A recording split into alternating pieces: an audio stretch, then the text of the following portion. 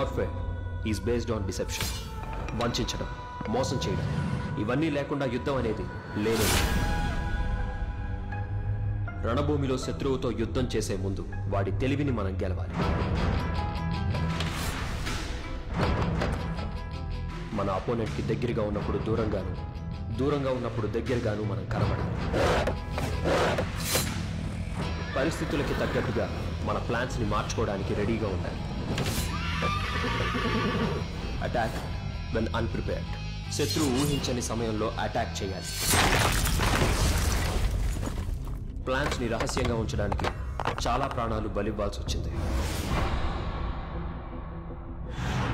అలా కాపాడబడిన పురాతన రహస్యాలని తవ్వి బయటికి తీయడమే ఒక ఆర్కియాలజిస్ట్ పని.